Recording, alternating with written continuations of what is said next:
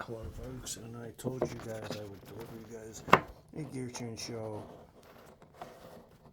This thing would stay put on Saturday night. Can this thing stay put? Thank God it will. Well, hello everybody, here's the gear change show for a Saturday night. Usually I put on a real world topic or something like that. The Bush Clash is on right now, but I don't want to watch it because it's boring and stuff like that, so I won't be watching it. It was boring as hell last year, and it's going to be probably boring as hell this year. I wish it was tomorrow night so I could watch it, but I don't want to watch it. So we're going to do the wackier side of racing. We're going to do other forms of media involving racing. So we're going to dive into TV, movie, cartoons, and all sorts of other things that were kind of out there. We're going to be tackling wacky races, speed racer, all the other forms of motorsport in TV media, basically, practically. So I'm not going to do Ford versus Ferrari since that's a real story. So I'm not going to really do that. I'm not going to do Le Mans because that's based off real racing and stuff like that. So I'm not going to do that. I'm going to stick to media throughout the world and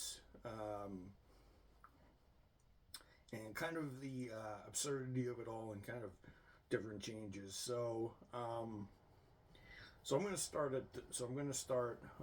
by talking about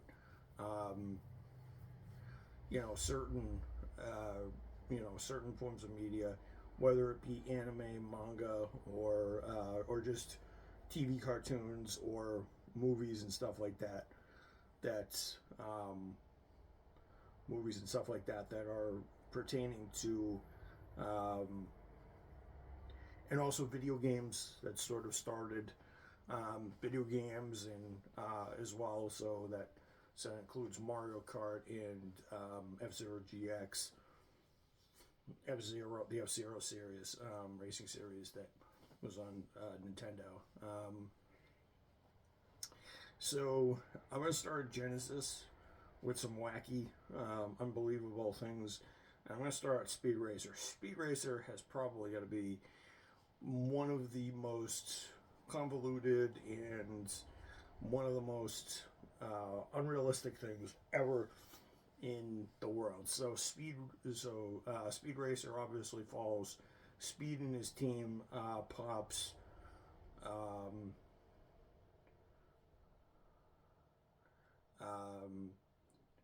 Choo Choo and Chim Chim and Trixie and Racer X and Pops and all the other guys that ran in the World Grand Prix, the World Extreme Grand Prix, whatever the hell it was. And I'm not going to talk about this stupid movie with Emil Hirsch, with Emil Hirsch and John Goodman, and it was just terrible. I didn't like that. I really didn't like that whole movie and stuff. They got her and Susan. They got John Goodman and Susan Sarandon and some other lady to play Trixie, and then you had the Japanese obviously play a part in it. And Racer X was Matt Stone. They brought in a lot of people that was a waste of time. So I'm not going to talk about the movie. So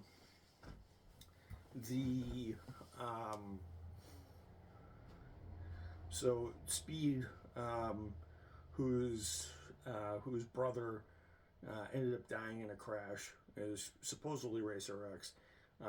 Pilots the Mach 5, which is not really a world championship running, which is not a world Grand Prix car. A lot of people will sit there and, well, yeah, it could be a Grand Prix car and a world championship Grand Prix car because World GP, because a lot of sports car races today are under the word Grand Prix. I should know this because they have the Grand Prix of Long Beach, they have the Long Beach Grand Prix, that IMSA does. They have the Northeast Grand Prix, the Detroit Grand Prix, Belle Isle Grand Prix. You know, stuff that we're stuff that has prototypes and sports cars, so it's not unfathomable to do that. But the Mach 5 is sort of like, it's sort of, this was in the 60s, so this is before Mario, so this is way before Mario Kart came up with all of its wacky inventions like Turbo Boost and blue and red shells and all that other stuff. This is kind of where I think Mario, this is kind of, I think, where Mario Kart kind of got its ideas from. And you know, the Mach 5 had turbo boosters and magnetic. You know, if it was on the side of a building or on the side of a guardrail, it had magnetic things so it could stick up. And all the other competitors had spikes and oil slicks and all this other stuff to try and stop speed. And there was always some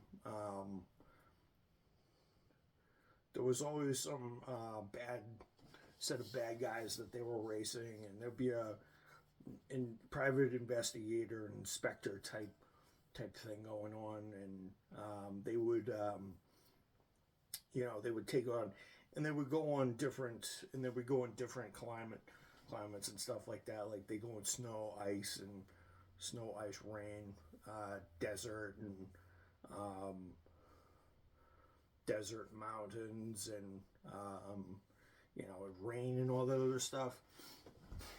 So it was pretty much the basis for a lot of media to come out, and of course this would also give rise to the Mario Kart series in the mid-90s, and Mario Kart series in the mid-90s, but not before the F-Zero series. For those of you who have not played the F-Zero series, the F-Zero series sort of gave the F-Zero series was sort of a futuristic racing series, and I've actually played a couple of the F-Zero games over time, and I have managed to actually finish a couple of races without blowing the car up because the car's energy low. For those of you who haven't played, the cars will go like 500 kilometers an hour, which is like 300 something, I think, or something like that. Some ridiculous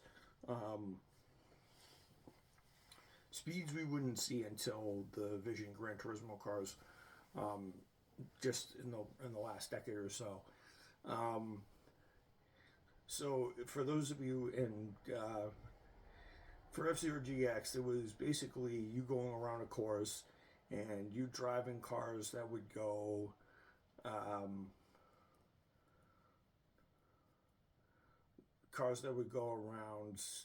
300 miles an hour, and some of them would be able to take a lot of damage, some would be able to not. F-Zero was kind of realistic in where racing was going to go, except the racing series is looks like it's like 100 to 200 years in the future or something like that.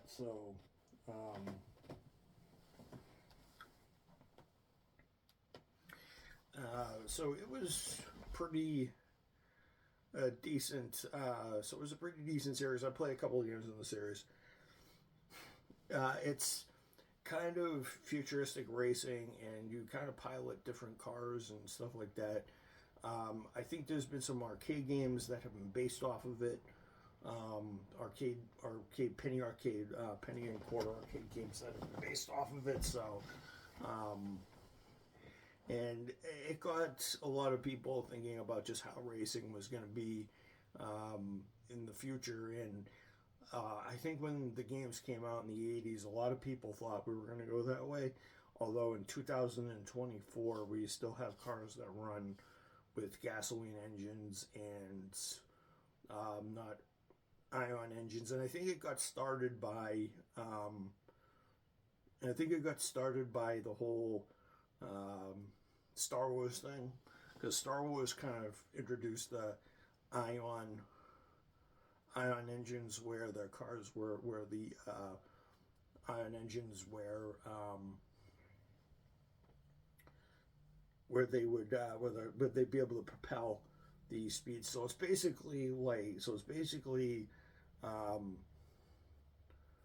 so it's basically like Grand Prix racing, but meets Star Wars with its engines. So it meets with its engine technology and speed. So, and the Star Wars vehicles can meet theirs. So, and then in the '90s, obviously we had Mario Kart. Mario Kart, everybody's favorite. You know, I played a bunch of Mario Kart games in my time. In fact, if you guys have a Nintendo Switch Online, you can also play Mario Kart. And if you have the Nintendo Switch and you also want to play Mario Kart on that, you can play it. I played Mario Kart over friends' houses that have had Nintendo series, because during the mid to late 2000s, I didn't really have a Nintendo system. The only Nintendo system I had was my GBA, and GBA wouldn't have been able to do anything. It wasn't until the DS came out that I became interested in those games again, and the DS came out in 2006. But by that time, I thought I outgrew Nintendo, because I thought Nintendo was for kids, and I thought, PlayStation was better because I had James Bond, Call of Duty, and Medal of Honor and stuff like that. Adult games that required shooting, and a lot of my friends' families didn't like shooters, so they didn't mind. They didn't mind Mario and stuff like that. When I remember a lot of my friends. One of my friends in high school. Andrew. He had a lot of Nintendo games, because there wasn't a lot of games with guns in the house, because I don't think they wanted shooting. They wanted him to be in contact with guns, because some people don't like them.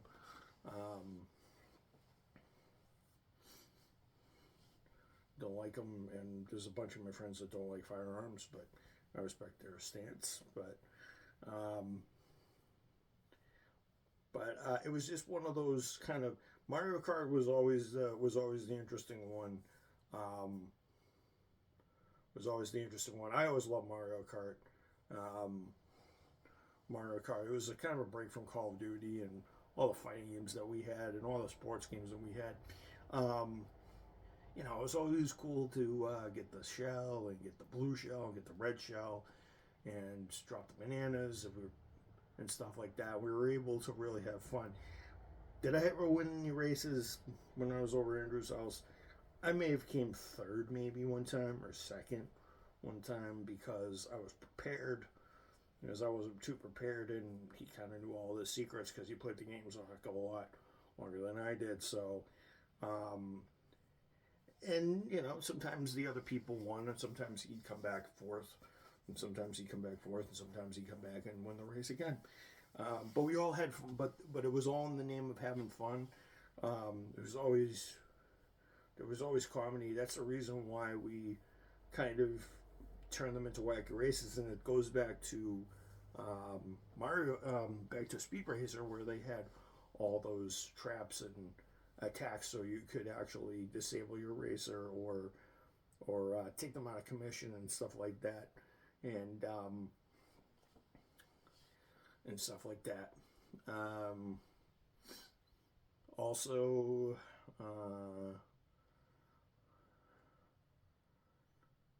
I remember,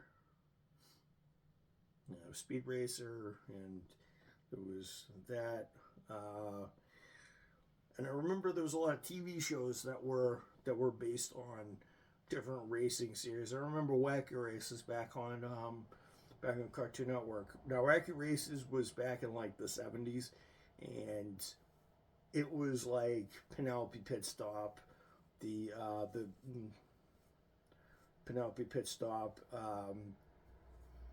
Dick Dastardly, and a bunch of other people who were in wacky cars. Clyde and the Clyde and the gang, Clyde and the gang trying to do this, and they had a bunch of other people who were in. Actually, I'm gonna look up Wacky Races so I can give you guys a synopsis. So, because Wacky Races was kind of fun.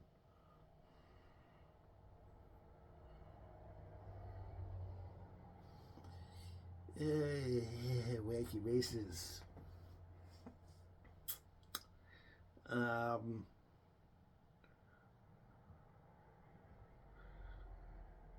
So 11 episodes, 34 segments. It aired from, yeah, so it was late 60s, and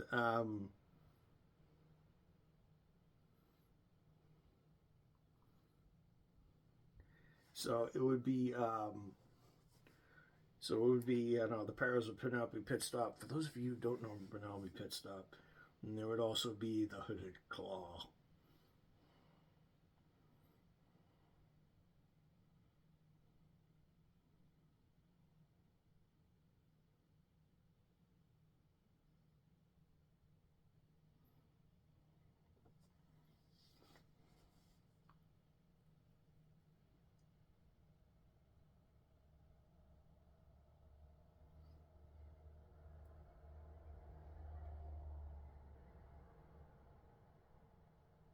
Oh, the Ant Hill Mob. That's right.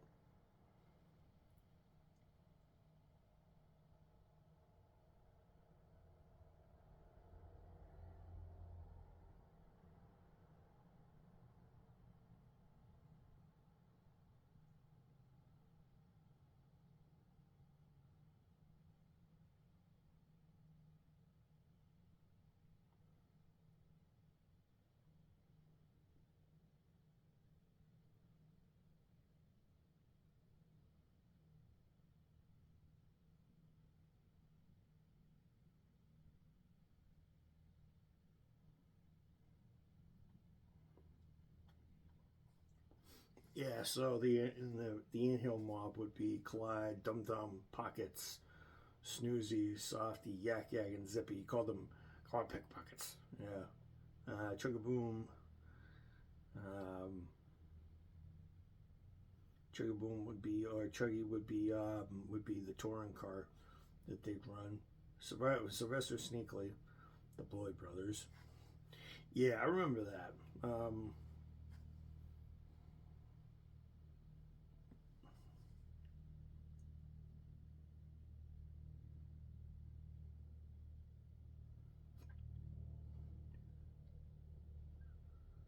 So they'd have Dawes Butler, Don Messick, um, Gravel Slag, Ring a Ding, Sawtooth, Lazy Luke, Blubber Bear. Um,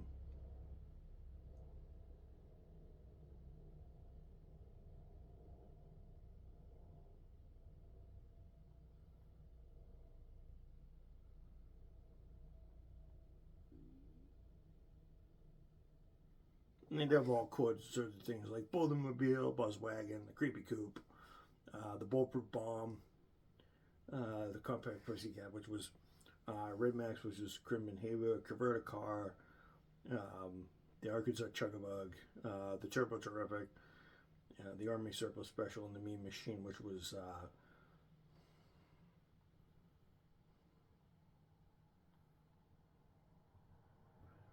and and I don't think Dastardly would ever win, so he'd always fall.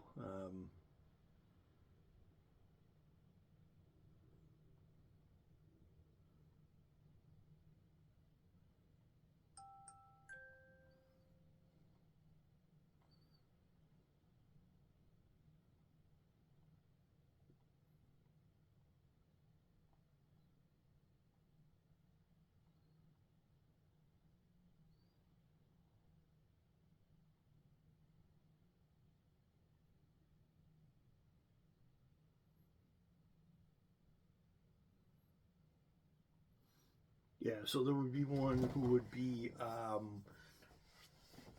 so there would be one out of a tank, and then the Mean Machine looked like something out of the fusion between the Batmobile and something that Barney would kind of race, but they'd always get into predicaments, and they'd always try to hit each other off the road, or try to take each other out during something. And Wacky Races kind of helped, Wacky Races and Speed Racer were kind of the basis, I think, for Mario Kart and stuff like that. I mean, a lot of people who watch that. Then in Japanese media, well, Speed Race was Japanese media. There was also Initial D. Initial D was Takumi and his AE86ers Hachiroku. The boy who would drift his way to delivering tofu because he was the delivery boy. And I've seen 2 or 3 episodes of Initial D. I've read some of the manga when I was at a couple of the at a couple of the shops that sell it. Drifting is kind of a real world thing now, but it was kind of weird that a kid who had a little underpowered Toyota 86 would be able to outduel RX-7s and Toyota Supras and stuff like that of the nature. And Initial D has ran for a while and stuff like that. And then there was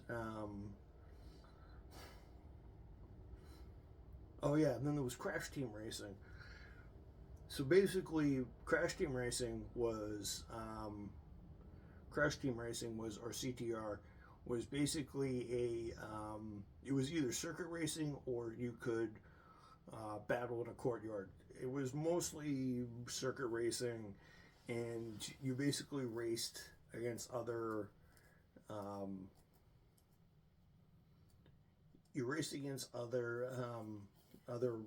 racers from the series. So you race against Cortex, Dingodile, and stuff like that, and you'd have to try to get rid of this guy named Nitrous Oxide, who was going to turn the Earth into one big giant. He always threatens to turn them into one big giant asphalt dungeon where they would be servants of him and all this other stuff. And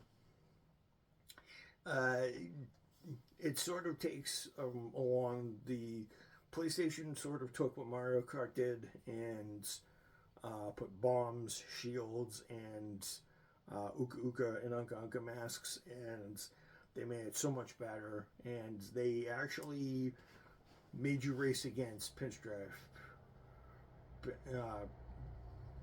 Petro Pinstripe, who was basically they would make you race against Tiny, Petro Pinstripe. They'd also make you race against Papu Papu, who was, I think, a little too big to race his race car. If no one's seen Papu Papu was this big Indian, Native American, freaking Yokozuna level big guy. He has a small head and a big body, and he has this mask and this headdress and stuff like that. I don't think he could have. I think he needed a lot more. I think I remember him turbo boosting a little too much in the game because he was about his cart. He was stuffed in a cart that was probably I'm going to say 200 pounds at best. Papa was probably 300-400 pounds, so I'm pretty sure it impacted his performance. And it was funny how he was able to stay in front of Crash all the time. Crash was probably, that cart was probably that car was probably next to nut. Was probably like 100 pounds, and Crash was probably like 60 pounds. So I don't know how Crash lost with a Crash lost all the time, or was able to stay behind a car that was probably weighed about 100. Probably weighed about 400 pounds. The car and the driver, the probably combination of probably weighed about 400 or 500 pounds more than him, but it was a game, so I think that's the reason why he needed more turbo boost a lot, and he needed to hit he needed nitrous all the time. I think they gave him a power booster in the race because they knew he was going to lose if he didn't. So, so Crash Team Racing was a good one. You had TNT box. You could lay down TNT boxes, shoot missiles, make yourself immune with a Google sign, sort of like the star and sort of like the golden star in Mario Kart and stuff like that. And all these different pieces of media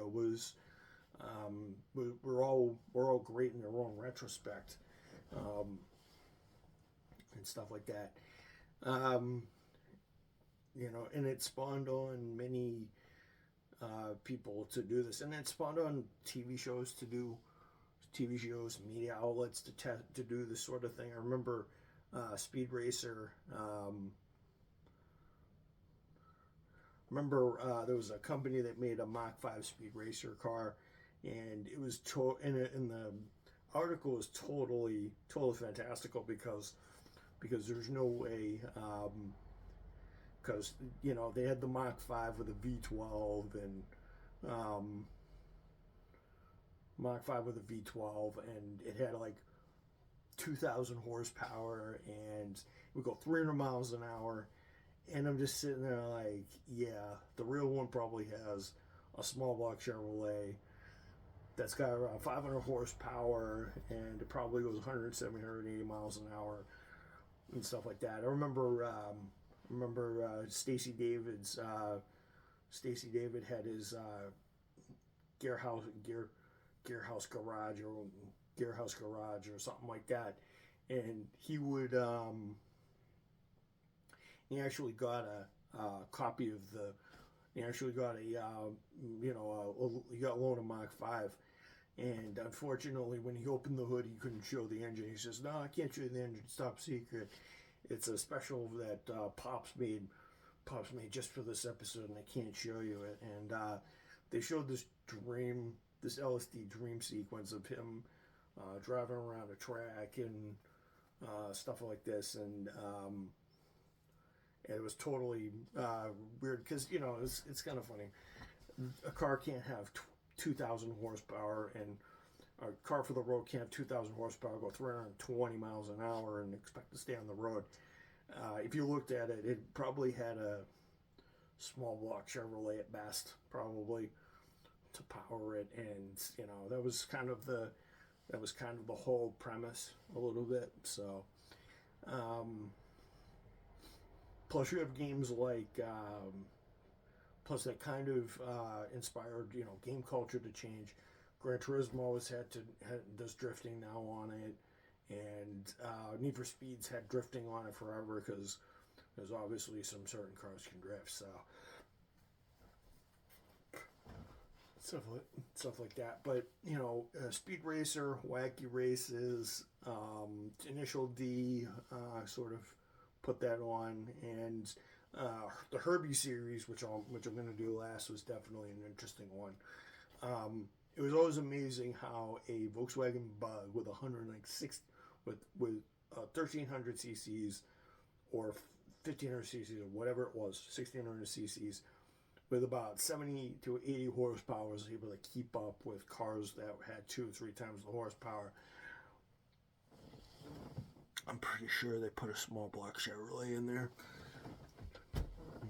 just to make sure it would stay up. And they had some kooky Herbie Goes to Monte Carlo was an interesting one. It was the Monte Carlo Rally, and I remember Don Knotts being in that, and stuff like that. And I remember, there was a Lancia Beta who was named Carla, and then Herbie was the male one, and then you had the Laser 917, which is basically a Volkswagen, which was basically a Volkswagen Beetle with a Volkswagen Beetle engine, but they made it look like and sound like a Grand Prix car from like the 1970s. You know how they used to ad lib the Ford DFV sound in there all the time. The Ford DFV sound in there all the time. I mean, this was the 70s, so they do that and they make the car look so much faster, and the car looks so stupid. I remember that. Um, I remember that all the time. Um, yeah, so that's just it's just weird how different forms of media were able to take certain ideas and put them in. So you have Speed Racer that has these high performance space age cars with all these modifications on them, whether it be turbojets or magnetic handling capabilities or saws or missiles and stuff like that, or oil slicks. And then eventually we got into Wacky Races, which kind of led to Mario Kart, and then a lot of people who kind of looked at the way how some of the cars drove. And then there was obviously some TV shows that were inspired by real world motorsport. Michael Valiant, Heroes on Hot Wheels, unfortunately, as it was called, because they couldn't call him Michael Valiant over here, because no one would have gotten it. I've actually seen, there's actually a VHS movie special where I got no, it wasn't a movie, where I got two of the special ones. There was the Lake Tahoe, there was the Terror at Lake Tahoe, and then there was a movie chase scene thing where there was a prison break and they had to bring everybody to justice, and there was team leader, and then there was Bob Kramer, of course, in the TV show. And I remember watching the TV show when I was younger, and I remember there were different forms of racing that they were doing, and it would always be something different. Like it would be like Michael would be participating in different races. Like he'd be participating in rally in one stage, or in Dakar style rallying, or monster trucks, sports car racing on at Lake Tahoe. They literally have cars like the 917 and McLarens and stuff like that on the grids of these races, and then eventually they'd run races in Europe. What looked like in Europe, they'd be running Formula One cars, and they'd have all the sounds going. And it was based off Michael Valiant, the comic. For those of you guys who don't know, Michael Valiant is that race car driver that was based over in France. It was a comic that was in the newspaper, and eventually I think it became a TV show, and I think there's a movie called Michael Valiant, or Michel Valiant, should we say, because Michel is the way how we say it in we say Michael in French. So, and there was always some plot where Michael Valiant would be racing, and team leader and Bob Kramer would be trying to do something on the side, or try to steal a gem, or try to do something nefarious while they're in the middle of racing, and they try to subdue the Team Valiant in order to get rid of the protagonist, so that they could do the dastardly deeds. Unfortunate, and Michael and Bob Kramer would always have some stupid device on his car to throw up a smoke screen or pop tires. Because I remember watching one race where they're doing Grand Prix racing, and there's a pointy end on the end of the wing of the Grand Prix car, and he pops teammates' tires, and he tells them to watch out. So there was always some, wacky races with some real world circuit racing and stuff like that. And every year in every episode, they would always have some backstory, and there'd be something that they'd be after, and then eventually they'd have to finish a race, go out to team leader, or they'd have to deal with team leader in the middle of the race.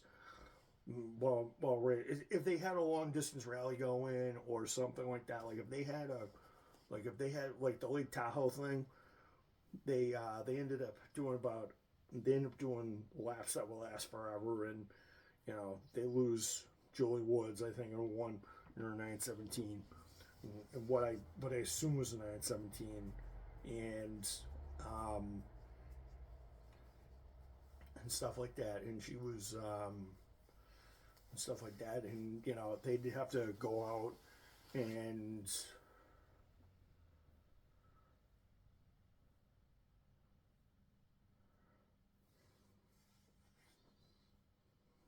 they have to go out. It was a decent show, and I liked it. It was definitely good media for the time. This was like in the mid '90s. I don't think we have the tape anymore. I think we may have sold it off to somebody else. And for those of you who don't know those of you who know the intro to the series, I can't play it on YouTube because it's already on YouTube. Just look up Heroes on Hot Wheels, and it's a pretty cool intro, and I liked it. So, but yeah, but it inspired a lot of people to come up with but a lot of those things are initial D and racing series and stuff like that, and stuff like that. It also allowed certain series. I know I'm pretty sure it came up. Oh, wait a second. I'm forgetting car movies. Cars 2. I'm forgetting Cars 2. Cars 2 was a good movie. So Cars 2 was sort of like taking Wacky Races, Speed Racer, Michael Valiant on Wheels, and throwing it into an animated cartoon. For those of you who have not seen Cars 2, good movie. It has some great voice acting. Michael Caine. It's got John Turturro, Michael Caine. It's got plenty of good people. It's got Lewis Hamilton. It's got I think it's also got Sig Hansen in it, because Sig Hansen plays a boat in it, something like that. For those of you who watch The Deadliest Catch, and stuff like that, and that's a cool one because they have because in the World Grand Prix races they have different